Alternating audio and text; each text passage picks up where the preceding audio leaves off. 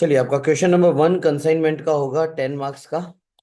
Okay, दोनों के option में कंसाइनमेंट के क्वेश्चन होंगे और शायद छोटे क्वेश्चन हो 5-5 मार्क के दो ऑप्शन में, बट वो नहीं करने हैं, आपको बड़ा क्वेश्चन करना है। ठीक है, सो लेक ऑफ टाइम की वजह से अपने थोड़ा इसको फास्ट एंड फॉरवर्ड में कंप्लीट करते हैं। फाउंडेशन में आपने पढ़ा ही है वैसे इसको। सॉल्यूशन में पूरा दे रहा हूँ, सो आपको कोई ट्रबल नहीं होगी। सॉमिल ऑफ सूरत ने 4,000 लीटर ऑयल 80 रुपए के हिसाब से एट कॉस्ट 80 रुपए की कॉस्ट पे अपने एजेंट मिहिर ऑफ मुंबई को दिया है। ठीक है, बट इनवॉइस प्राइस जो है वो इस तरीके से सेट की है कि प्रॉफिट चाहिए 20% on which price, invoice price. ठीक है, ये नाम ध्यान से पढ़ना कि प्रॉफिट इनवॉइस प्राइस पे है और आपको क्वेश्चन में कौन सी प्राइस दी हुई है, कॉस्ट प्राइस। तो हम इसको सबसे पहले कॉस्ट प्राइस को इनवॉइस में कन्वर्ट करेंगे। प्रॉफिट के परसेंटेज जिसके ऊपर हो उसको मान लेंगे 100, इनवॉइस प्राइस 100, प्रॉफिट कितना 20, इनवॉइस में से प्रॉफिट माइनस होता है तो कॉस्ट कितनी आई 80। पता है ना आपको ऐसा कि cost plus profit is invoice price होता है। तो इनवॉइस प्राइस माइनस प्रॉफिट करेंगे तो क्या मिल जाएगी हमको, कॉस्ट प्राइस। अगर कॉस्ट 80 है एज पर द इक्वेशन, तो as per equation invoice price है 100 जो अभी हमने अज्यूम किया था। और ओरिजिनली भी मेरी कॉस्ट प्राइस 1 लीटर की कितनी है, 80 रुपीज। तो फिर इनवॉइस प्राइस भी कितनी होगी 1 लीटर की, 100 रुपीज। ये कोइंसिडेंटली 80 रुपीज दिया हुआ है। अगर यहाँ पे 200 रुपए दिए होते तो आप 200 के हिसाब से इनवॉइस प्राइस ढूंढते, 300 दिया होता तो 300 के हिसाब से ढूंढते। सो इक्वेशन बना के आपको इनवॉइस प्राइस ढूंढ लेनी है। अच्छा, तो प्रॉफिट पर लीटर कितना होगा वो भी हमें पता चल गया, 20 rupees. 100 rupees invoice price, 80 rupees cost price, 20 rupees profit पर लीटर। कितना माल भेजा है, तो ऑलवेज इनवॉइस प्राइस के क्वेश्चन में इनवॉइस प्राइस से एंट्री करनी है। तो 4,000 इंटू 100, 4 लाख। कंसाइनमेंट अकाउंट में debit side, goods Saint on consignment 4 lakh. और प्रॉफिट की एंट्री कौन सी साइड में लिखनी है आपको, ऑपोजिट साइड में। 1 लीटर पे 20 रुपीज का प्रॉफिट था, तो 4,000 लीटर पे प्रॉफिट कितना हो जाएगा, 80,000। तो कंसाइनमेंट के अकाउंट में क्रेडिट साइड आप देख सकते हो, मैंने लिखा है by good sent on consignment 80,000। तो गुड सेंट की entry, at the same time profit की एंट्री भी आपको पास कर देनी है। तो चलो, पहला ट्रांजेक्शन हमारा खत्म हुआ। फिर लिखा है कि सोमिल ने 5,000 रुपए ऑक्ट्रॉय के और 15,000 रुपए इंश्योरेंस के पे किए। ये कंसाइनर कर रहा है पे, तो कंसाइनमेंट अकाउंट में debit side to cash, total expense 20,000, 5 और 15 टोटल खर्चा उसने पे कर दिया। फिर एक बिल लिखा था 2.5 लाख रुपए का मिहिर के ऊपर, जिसको इमीडिएटली उसने रिटर्न कर दिया और उसको हमने डिस्काउंट करवाया 1 मई को। देखो 1 अप्रैल को लिखा था, कितने महीने का बिल था, और गए हम 1 महीने के बाद, तो 2 महीनों का इंटरेस्ट लगेगा यहाँ पे। तो 2.5 लाख रुपए 12% इंटू 2/12 कितना हुआ। तो ये खर्चा हुआ बिजनेस के लिए, तो टू बिल्स डिस्काउंटेड एक्सपेंस 5,000। अच्छा, ये 2.5 लाख रुपए किसने दिए, आपके कंसाइनी ने दिए। तो कंसाइनी अपनी बुक में एंट्री करेगा क्रेडिट साइड में, बिल्स रिसीव्ड 2,50,000। कंसाइनी की बुक में हम क्या लिखेंगे, मतलब in the book of consignor, consignee का जो अकाउंट बनाएंगे उसमें हम लिखेंगे भाई 2.5 लाख रुपए आ गए। जो भी मैंने माल उसको दिया होगा उसके सामने उसने मुझे कितने पैसे दे दिए, 2.5 लाख रुपए दे दिए। दिस इज नथिंग बट ये सेल है, सेल का स्टेटमेंट है। ठीक है, सेल के स्टेटमेंट में हमारे पास कितने पैसे आ चुके हैं, 2.5 लाख रुपए आ चुके हैं। चलो, फिर नेक्स्ट क्या हुआ, ही पेड। अकाउंट सेल में ही पेड का मतलब मिहिर बता रहा है कि उसने 5,000 रुपए किस चीज के पे किए, ऑक्ट्रॉय के 5,000 रुपए, इंश्योरेंस के, और 7,820 उसने सेलिंग एक्सपेंस के। तो टोटल 17,820 रुपए का खर्चा एजेंट कर रहा है, कंसाइनी कर रहा है। तो कंसाइनमेंट अकाउंट में लिखेंगे टू कंसाइनी 17,820, और नीचे कंसाइनी का अकाउंट बना हुआ है तो वहां पे भी आ जाएगा क्रेडिट साइड में 17,820। फिर कंसाइनी ने माल बेचा 1,800 litre oil, 25% profit on, invoice price कितनी थी हमारी 100, 100 में 25% प्रॉफिट ऐड करेंगे तो इनवॉइस प्राइस कितनी हो जाए, अरे सेलिंग प्राइस कितनी हो जाएगी 125। तो 1,800 इंटू 125 हाँ, कॉस्ट पे थोड़ी बोला है, 25% प्रॉफिट ऑन इनवॉइस प्राइस लिखा हुआ है। तो इनवॉइस प्राइस तो हमारी 100 है ना, अभी ढूंढी थी हमने, तो 125 रुपया हो गया सेलिंग प्राइस। 1800 लीटर तेल बेचना है उसको। तो कंसाइनमेंट अकाउंट में क्रेडिट साइड बाय कंसाइनी, उसमें कैश सेल्स 2,25,000। फिर और कौन सा माल बेचा उसने? 1000 लीटर दक्ष को बेचा, 50% प्रॉफिट ऑन इनवॉइस प्राइस। तो 150 रुपया हो जाएगा यहाँ पे, 100 rupees invoice price plus 50% profit. तो 1000 × 150, 1,50,000। फिर 400 लीटर ऑयल उसने बेचा किसको? यश को, जिसका रिकमेंडेशन सौमिल ने दिया था। 25% प्रॉफिट ऑन इनवॉइस प्राइस, मतलब 125 हुआ, 400 × 125, 50,000। फिर 200 लीटर ऑयल उसने खुद परचेज किए, कौन सी प्राइस पे? इनवॉइस तो 100 थी, तो 200 × 100, 20,000। Total amount 4,45,000। कंसाइनी के अकाउंट में debit side to consignment bracket में सेल्स 4,45,000, मतलब टोटल 4,45,000 का माल कंसाइनी ने बेचा है, जिसमें से ध्यान रखना 2.5 लाख रुपए तो आ चुके हैं ऑलरेडी, क्योंकि हम उससे 445 मांग रहे हैं। वो जो भी माल बेचेगा वो पैसा हमको लेना है उससे, और उसने ऑलरेडी 2.5 लाख का बिल दे दिया था अपने को। चलो फिर क्या हुआ? 200 लीटर ऑयल आपका डिस्ट्रॉय हो गया in the godown, for which insurance company ने आपको कितने दिए? 10,500 रुपए फॉर द क्लेम। तो ये एबनॉर्मल लॉस हुआ, ये नॉर्मल नहीं है, क्योंकि गोडाउन में डिस्ट्रॉय हुआ है। ठीक है, तो एबनॉर्मल लॉस की अपने वर्किंग करेंगे। मैं नीचे आपको वर्किंग में ले जाता हूँ। कितने लीटर ऑयल हुआ था? 200। एबनॉर्मल लॉस की कैलकुलेशन हम कॉस्ट प्राइस पे करते हैं। तो कॉस्ट प्राइस कितनी है उसकी? तो टोटल गुड्स जो डिस्ट्रॉय हुआ है वो 16,000 की कॉस्ट का हुआ। फिर इसमें दोनों के खर्चे डालेंगे, कंसाइनर के भी डालेंगे और कंसाइनी के भी डालेंगे। कंसाइनर ने 20,000 रुपए का खर्चा किया था। कितने लीटर ऑयल पे किया था उसने? 4,000 लीटर पे। तो ऐसे बनेगा ना, 4,000 लीटर पे खर्चा होता है 20,000 का, तो 200 लीटर पे खर्चा कितना? 1,000 रुपीज। फिर कंसाइनी ने भी तो खर्चा किया था, कंसाइनी ने खर्चा किया था 10,000 रुपए का, दिया था ना। हाँ, पर सेलिंग एक्सपेंस नहीं लिए जाते ना, सेलिंग एक्सपेंस नहीं लेते, सिर्फ नॉन रिकरिंग एक्सपेंस ही अपने को लेने होते हैं। तो नॉन रिकरिंग एक्सपेंसेस में तो 10,000 ही है, इंश्योरेंस को लिया जाता है। तो चलो 200, 4,000 लीटर पे 10,000 का खर्चा, तो 200 लीटर पे खर्चा बनता है आपका 500 का। 16,000 ओरिजिनल कॉस्ट, प्रोपोर्शनेट एक्सपेंस को ऐड किया तो 17,500 का खर्चा, और उसमें इंश्योरेंस कंपनी ने बोला हम आपको 10,500 देंगे, तो मेरे लिए लॉस कितना हुआ? 7,000 का।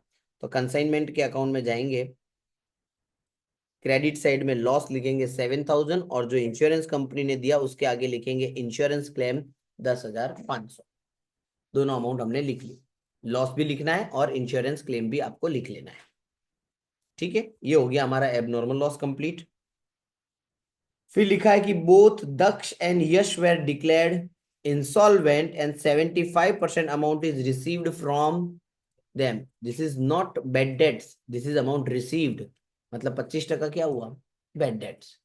इसमें प्रॉब्लम किसमें है? खाली रेकमेंडेशन वाले का ही रहेगा प्रॉब्लम, क्योंकि उसको कंसाइनर ने बोला था माल भेजने को।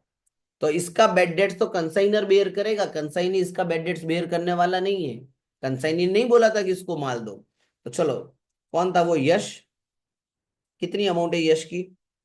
50,000 रुपए का माल दिया था, 25% बेड डेट्स हो गया इसमें से, 50,000 का 25%। तो कंसाइनमेंट अकाउंट में आपको लिखना पड़ेगा टू कंसाइनी 12,500। क्यों लिखना पड़ा? आप समझो, कंसाइनी आपको अकाउंट स्टेटमेंट देगा, अकाउंट स्टेटमेंट देगा, इसका मतलब वो ये 4,45,000 रुपये आप उससे मांग रहे हो, राइट? अब उसमें वो यश वाला माल भी तो है 50,000 रुपये का, उसमें से यश ने कितने नहीं दिए? 25% नहीं दे रहा वो। तो 12,500 कंसाइनी थोड़ी बेयर करेगा, कंसाइनी बोलेगा भाई साहब वो 12,500 माइनस करो, मैं क्यों दूं अपनी जेब से, क्योंकि उसको रेकमेंडेशन पे ये माल दिया गया था। तो 4,45,000 देने थे, उसमें से वो पहले ही क्या करेगा? 12,500 कंसाइनी माइनस कर देगा, बोले 12,500 माइनस करके बाकी का हिसाब करूंगा मैं, क्योंकि ये तो आपने बोला था और आपकी पार्टी आप जानो और आपकी पार्टी जाने, मेरे को कोई लेना देना नहीं है। इसलिए बैड डेट्स रिकॉर्ड हुआ। और जो दूसरी पार्टी थी हमारी दक्ष, उसका तो देखो हमने एंट्री नहीं की, क्योंकि उसकी जवाबदारी तो कंसाइन नहीं की है ना। इसलिए देखो कहीं पे भी बेड डेट्स लिखा मैंने, यहाँ पे भी देख लो, उसकी अमाउंट का जिक्र ही नहीं हुआ। क्यों नहीं हुआ? उसको कमीशन दे रहा हूं मैं। कमीशन दे रहा हूं मतलब उस 1.5 लाख की जवाबदारी हमारे एजेंट की है, कंसाइनी की। हम तो उससे पूरा पैसा लेंगे, लेकिन जो यश वाला माल था रिकमेंडेशन वाला, उसमें 12,500 हमको भुगतने पड़ेंगे। इसलिए हम जो अमाउंट कंसाइनी से मांग रहे, उसमें से 12,500 हमको वो नहीं देगा। इसलिए ध्यान क्या रखना है आपको, जो रेकमेंडेशन वाला गुड्स हो उसके बेड डेट्स की एंट्री होगी खाली, नॉन रेकमेंडेशन वाले गुड्स के बेड डेट्स की एंट्री नहीं होगी। बेड डेट्स की entry quite simple, consignment account में डेबिट साइड, कंसाइनी के अकाउंट में क्रेडिट साइड। अब मिहिर ने बोला कि हमको जनरल कमीशन चाहिए 5% और 2% चाहिए हमको डेल क्रेडर। अच्छा, तो वो यश वाले माल पे इसको कमीशन देंगे क्या? नहीं देंगे, क्योंकि वो तो कौन सा था, रेकमेंडेशन वाला माल था ना। हाँ, जो दक्ष वाला माल है उस पे मिलेगा, क्योंकि इसकी जवाबदारी तो उसने ली है। और वो पढ़ने से पता भी चलना चाहिए, रेकमेंडेशन लिखा है और ऊपर वाले में रेकमेंडेशन नहीं लिखा है। मतलब इसकी जवाबदारी आपका एजेंट ले रहा है, इसकी जवाबदारी आपका एजेंट नहीं लेने वाला, क्योंकि वो आपने बोला है। तो चलो कमीशन गिनेंगे। 4,45,000 का 5% करो पहले, चेक करो 22,250 आ रहा है। ये तो जनरल कमीशन उसको देना है। उधार वाला माल दक्ष को कितना दिया था, 1.5 लाख का। 1.5 लाख का 2%, 3,000। टोटल कमीशन हम उसको कितना देंगे, 25,250 रुपए। जनरल के 22,250 और डेल क्रेडर वाले 3,000। डेल क्रेडर कैसे आया पता चला, उधार वाला सेल, उधार वाला एक ही था दक्ष का। ये तो कैश है, ये रेकमेंडेशन है, और ये तो वो खुद उठा के लेके गया माल, ये थोड़ी उधार में था। 25,250 की दूसरी इफेक्ट, कंसाइनी के अकाउंट में क्रेडिट साइड लिख लिया 25,250। चलो फिर बोले उसको प्रॉफिट में हिस्सेदारी भी देनी है, तो ये कैलकुलेशन अभी हम करेंगे, लेकिन उससे पहले अपने को करनी है कैलकुलेशन क्लोजिंग स्टॉक की। स्टार्टिंग से याद रखो कितने लीटर ऑयल था, कैलसी में करो। 4,000, 1,800 का बेचा, minus 1,800, minus 1,000, minus 400, minus 200, minus 200, कितना बचा, 400 लीटर का क्लोजिंग स्टॉक बचा है। क्लोजिंग स्टॉक की कैलकुलेशन इनवॉइस प्राइस पे होती है। अब ये ध्यान रखना, एब नॉर्मल कॉस्ट प्राइस पे होगा, क्लोजिंग स्टॉक इनवॉइस प्राइस पे होता है। तो 400 इंटू 100, 40,000। प्रपोर्शनेट एक्सपेंस, 4,000 लीटर पे 20,000 का खर्चा, तो 400 लीटर पे कितना खर्चा आएगा, 2,000 का। सेम वापस कंसाइनी के खर्चे, 4,000 लीटर पे 10,000 का खर्चा, तो 400 लीटर पे उसका खर्चा बनता है 1,000। सो टोटल क्लोजिंग स्टॉक हो गया 43,000 का। और ये क्लोजिंग स्टॉक हम लिखेंगे कंसाइनमेंट के अकाउंट में, कौन सी side, credit side, by closing stock 43,000। But इसके अंदर प्रॉफिट की आत्मा है, तो प्रॉफिट आपको डेबिट साइड में लिखना होगा। 1 लीटर पे कितने का प्रॉफिट हो रहा था, 20 रुपए। 400 लीटर का क्लोजिंग स्टॉक है, मतलब 8,000 रुपए का प्रॉफिट हुआ।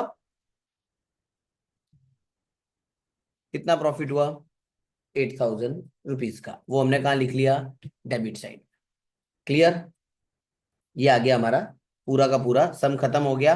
अब आप क्रेडिट साइड का टोटल 5,85,500 हो रहा है, उसमें से आप ये सारी अमाउंट माइनस करो चलो, क्योंकि ये नीचे अमाउंट मैच नहीं होने वाली इसलिए।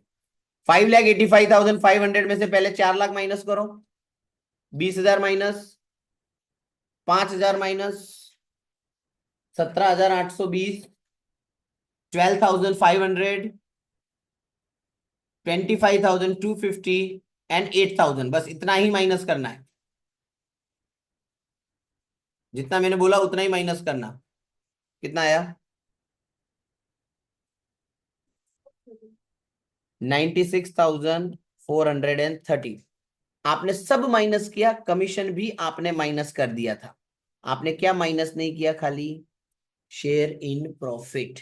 ठीक है, तो इसको मैं ऐसा बोल सकता हूं, इस अमाउंट को प्रॉफिट, नहीं नहीं बिफोर कमीशन नहीं, बिफोर शेयर इन प्रॉफिट। 96,430 का प्रॉफिट हो रहा है। अब इसमें से एक ही खर्चा है मेरा, प्रॉफिट में हिस्सेदारी जो उसको देनी है, तो प्रॉफिट शेयर। ये जैसे ही मैं प्रॉफिट शेयर उसको दे दूंगा, मुझे मिलेगा profit after share in profit. अब वो लाइन ध्यान से पढ़ते हैं, क्वेश्चन में क्या दिया था देखो। बोले 1/8 प्रॉफिट देना है। 1/8 प्रॉफिट किसका? तो बोले आफ्टर डिडक्टिंग कमीशन, वो तो हमने कर दिया, और after deducting share of profit, मतलब आफ्टर वाले पे पूछा है। 12th में देखो हम करते थे आफ्टर कमीशन वाला पॉइंट। ये किसके ऊपर दिया है अपने को? आफ्टर वाले पे दिया है। इसको क्या मान लो? 1/8 का मतलब होता है 12.5। कैलसी में करेंगे 1/8 तो उसका आएगा आपका 12.5। तो ये कितना हो जाएगा? 112.5। क्रॉस मल्टीप्लीकेशन करो, प्रॉफिट की हिस्सेदारी मिल जाएगी।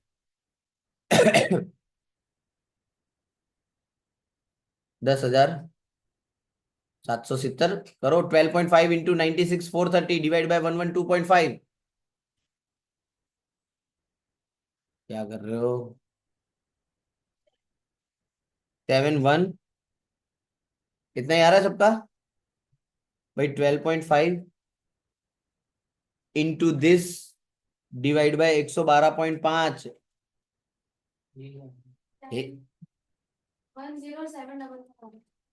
107। रुक जाओ, तुमने यहाँ तो टोटल में लोचे मारे। 96,930 आ रहा है टोटल यार। 430 कौन बोला मेरे को? तो टोटल यार गलत बोलोगे तो कैसे मेल पड़ेगा? इसलिए बोल रहा था कि सभी लोग करो, तो फिर बाकी लोग क्या कर रहे थे? मैंने बोला सभी लोग माइनस करो। चलो 96,000 एक बार कर लो। 430 आ रहा है 930 એટલે खबर पड़े आंसर मेरा इसमें जो लिखा हुआ है वो रॉन्ग तो नहीं? श्योर 930? तो फिर पहले ना बोला है? वाह, अब इतनी देर से मैं वर्किंग कर रहा हूँ तो फिर। चलो बोलो कितना आ रहा है? 930 के हिसाब से मल्टीप्लाई करो अब, इंटू 12.5 डिवाइड बाय 112.5।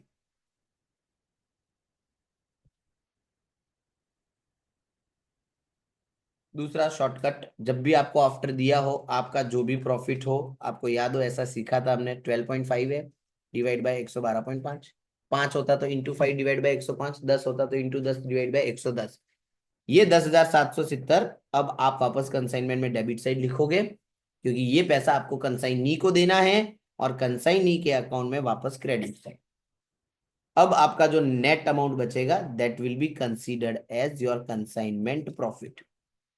जो आपका 96,930 का प्रॉफिट चल रहा था, उसमें 10,770 का एक और खर्चा आ गया, वो माइनस किया, तो 86,160 आपके कंसाइनमेंट का प्रॉफिट बचा।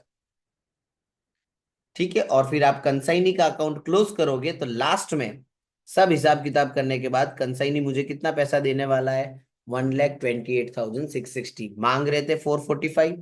2.5 लाख तो उसने बेचारे ने पहले ही दे दिए थे। फिर उसने 17,820 के खर्चे माइनस किए। फिर वो यश वाला बैड डेट्स उसने बोला मैं तो नहीं भरने वाला, वो माइनस किए।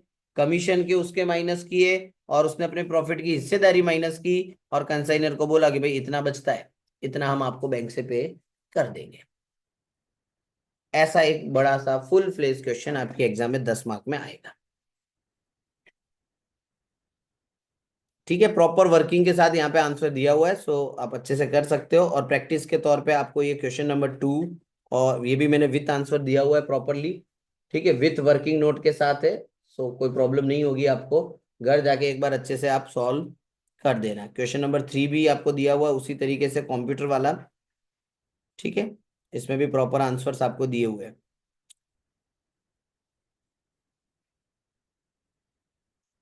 क्लियर? अच्छा, एक चीज आप देखो यहाँ पे क्या लिखा हुआ है। 10% of net profit as share in profit. यहाँ कहाँ लिखा है आफ्टर और बिफोर? तो फिर बिफोर वाले पे होगा ये। फिर इंटू 10 डिवाइड बाई 110 मत कर देना, फिर होगा इंटू 10 डिवाइड बाई 100। अगर आफ्टरवर्ड दिया हो तो ही आपको वैसा करना है, अदरवाइज नहीं करना है। क्लियर? ये आपका हो गया कंसाइनमेंट कंप्लीट। चारों वैरायटी के क्वेश्चंस मैंने आपको करवा दिए। ठीक है, अच्छे से एक बार खाली सॉल्व कर लो, पेपर लेंथी होगा तो स्पीड रखना। पहले ब्रांच वाला क्वेश्चन ही करना है आपको, उसके बाद आपको करना है जॉइंट वेंचर, उसके बाद हायर परचेज या कंसाइनमेंट में से कोई भी एक पहले ले सकते हो। अब एक बार अपने लास्ट ईयर का पेपर देख लेते हैं, so you will get more idea. कि कैसे सवाल पूछे गए हैं। ये आप देख सकते हो अपने कंसाइनमेंट का question. 100 iPhone 1,10,000 at invoice price of 125। देखो ये कॉस्ट प्राइस भी दे दी उन्होंने कैलकुलेट करके, और इनवॉइस प्राइस भी कैलकुलेट करके दे दी है। तो इन दोनों का डिफरेंस 15,000 रुपया आपका प्रॉफिट हुआ। ये खर्चा दिया हुआ है देखो, जो कंसाइनी पे कर रहा है। फिर देखो 5 लाख का बिल आया, 3 महीने का था, और 1 महीने के बाद उन्होंने विड्रॉ किया। ठीक है। करो कितना हो रहा है, 5 लाख, 12% इंटू 2/12, 10,000 रुपीज। अभी पता है, अभी हमने जो सम किया था उसमें 5,000 आया था, इसमें कितना आ रहा है, 10,000। वहां पे 2.5 लाख का बिल था, यहाँ पे कितने का बिल है। ये ऑलमोस्ट सिमिलर लग रहा है क्वेश्चन, खाली अमाउंट डबल की गई है। अमाउंट वहां पे डबल की गई है, या फिर थोड़ा बहुत चेंजेस है, और ज्यादा कोई चेंजेस नहीं है। अब देखो general commission, del credere commission आ गया, फिर ये खर्चे आ गए कंसाइनी के, फिर ये उसने आईफोन रोकड़े में बेचे, ये उसने क्रेडिट में बेचे, और ये मतलब अगर ये पार्टी उठी तो बैड डेट्स की एंट्री होगी, क्योंकि रिकमेंडेशन वाला है। ये इसमें नहीं होगा, क्योंकि इसमें तो हम उसको डील क्रेडिटर दे रहे होंगे। फिर पर्सनल यूज वाला दे दिया है। फिर लिखा है कि महेश और योगेश दोनों ही उठ गए, और 80% रिसीव्ड, मतलब 20% का क्या हुआ। और किसका बैड डेट्स गिनोगे आप, खाली योगेश का। कंसाइनमेंट के अकाउंट में डेबिट, कंसाइनी के अकाउंट में क्रेडिट। 5 आईफोन आपके गोडाउन में खत्म हो गए, इंश्योरेंस कंपनी ने 5 लाख का क्लेम दिया। यहाँ पे कैलकुलेशन होगी आपकी एबनॉर्मल लॉस की। ध्यान क्या रखना है, एबनॉर्मल लॉस किस पे गिना जाएगा, कॉस्ट पे, और क्लोजिंग स्टॉक किस पे गिनोगे आप, इनवॉइस प्राइस पे। और ऑपोजिट साइड में प्रॉफिट की एंट्री देनी पड़ेगी, जिसे लोडिंग कहते हैं। दो लोगों के प्रॉफिट की एंट्री होगी, गुड्स सेंट ऑन कंसाइनमेंट और क्लोजिंग स्टॉक। ठीक है। उसके बाद ऑप्शन वाला क्वेश्चन आपको नहीं करना है कंसाइनमेंट का। फिर आपका क्वेश्चन नंबर 2 जो है वो जॉइंट वेंचर का है, बहुत ही सिंपल वाला है। लेकिन आप देखो, अभी हमने राम श्याम किया था, यहाँ पे यश और वेद करके दोनों की बुक्स में अकाउंट पूछे उन्होंने, इसलिए मैंने आपको दोनों करके बताए थे, राम और श्याम वाले। ठीक है, एग्जैक्ट वैसा ही क्वेश्चन है ये। और ऑप्शन में आपको मिला है बैंक वाला क्वेश्चन, सो बैंक वाला करना है तो भी कर सकते हो, उसमें भी कोई प्रॉब्लम नहीं है। दोनों सिमिलर लेवल के, दोनों 10-10 मार्क के। फिर अपना तीसरा क्वेश्चन है ब्रांच। ब्रांच में मैंने पहले ही बोल दिया था कि आपको नॉर्मल वाला जो क्वेश्चन है वो नहीं करना है, आपको ऑप्शन में इंडिपेंडेंट ब्रांच वाला ही क्वेश्चन करना है। आप देख सकते हो आज हमने किया है ऐसा क्वेश्चन।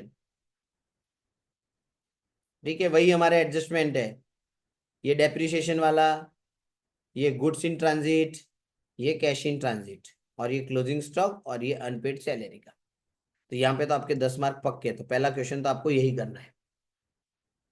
फिर क्वेश्चन नंबर 4 हमारा हायर परचेज वाला, तो इसमें आप देखो कैश प्राइस दे दी है, डाउन पेमेंट भी दे दिया है, इंस्टॉलमेंट्स भी दे दी है, बट लास्ट वाली इंस्टॉलमेंट देखो कैसी और दी है, 2794। इंटरेस्ट भी दे दिया है। कौन सी मेथड हुई है, तो मेथड 1, सिंपली टेबल बनेगी आपकी। और पूछा क्या है, बोले टीवी का अकाउंट बनाओ। असेट का अकाउंट हायरर की बुक में बनता है, और योगेश का अकाउंट बनाओ प्रेम की बुक में। प्रेम कौन है देखना पड़ेगा, प्रेम तो हायरर है, और योगेश कौन है, वेंडर। मतलब आपको पूछा है वेंडर की बुक में, सॉरी, योगेश का account in the book of Prem. तो टीवी का अकाउंट और वेंडर का अकाउंट, दो अकाउंट बनाने को बोले, असेट एंड वेंडर, मतलब सिर्फ हायरर वाला ही आपको पूछा है। ऑप्शन में देखो क्या दिया है, डाउन पेमेंट, बस एक डाउन पेमेंट दिया है, इंस्टॉलमेंट्स दी है, रेट ऑफ इंटरेस्ट दिया हुआ है, कैश प्राइस इज मिसिंग। ये तो हम इजीली कर पाएंगे, इंटरेस्ट आ जाएगा, फिर उसको रिवर्स ऑर्डर में हम एलोकेट कर देंगे 4:3:1 के रेशियो में। 4 इंस्टॉलमेंट है और पड़ी। और इसमें पूछा है journal entry in the Rishabh for the first year. Purchaser की बुक की पहले साल की एंट्रियां याद है, पहली एंट्री डाउन पेमेंट की होती थी, असेट टू बैंक, फिर इंस्टॉलमेंट ड्यू होने की, asset debit, interest debit to vendor, फिर वेंडर टू बैंक, फिर डेप्री टू असेट, फिर इंटरेस्ट एंड डेप्री को पी एंडल में ट्रांसफर। एक ही साल का पूछा है तो एक ही साल की जनरल एंट्री करनी है। और ऋषभ का अकाउंट बनाना है टाटा मोटर्स में, मतलब वेंडर की बुक में हायरर का अकाउंट बनाने को बोला है। एटले सेलर की जनरल एंट्रिया भी याद करके जाना, पहले साल की एंट्री याद रखनी है, बाकी एंट्रिया तो रिपीट ही होने वाली है। उसमें तो कोई फर्क नहीं पड़ने वाला। एमसीक्यूज अच्छे वाले पूछे जाते हैं। એટલે देखो जैसे बेड डेट्स वाला पूछा कंसाइनमेंट में, फिर क्लोजिंग स्टॉक पूछा। ठीक है, सो लेवल वाले एमसीक्यूज पूछे जाते हैं। सो बेटर बुक के पीछे के जो एमसीक्यू दिए हुए, जितने दिए हुए, जितना टाइम मिले उतना ही करना। ज्यादा टेंशन लेना नहीं है इसमें, 30 भी आगे तो बहुत है अपने। ठीक है, पेपर पूरा करके आना, एक भी क्वेश्चन छोड़ना मत, इसलिए स्पीड रखना। अगर स्पीड नहीं रखी ना तो गारंटेड कल तकरीबन तकरीबन लोग मेरे को मिलेंगे, मेरे को यही बोलने वाले, सर 2 ही क्वेश्चन हुए, मैक्स टू मैक्स 3, चौथा तो छूटेगा ही छूटेगा। એટલે पहले ब्रांच, फिर जॉइंट वेंचर, फिर हायर परचेज और छिल्ले कंसाइनमेंट। और कंसाइनमेंट आपको लग रहा है बहुत पपलू है तो ले लेना बीच में लपेटे में उसको। डन। चलिए, तो इसके साथ ये अपना खत्म हुआ। अगला जो भी पेपर होगा आपका उसके आईएमपी में आपको प्रोवाइड कर दूंगा। ठीक है, अभी के लिए अभी बैठ के आप लोग ये सारे वीडियोस देख के अच्छे से सारे सम खत्म कर लो।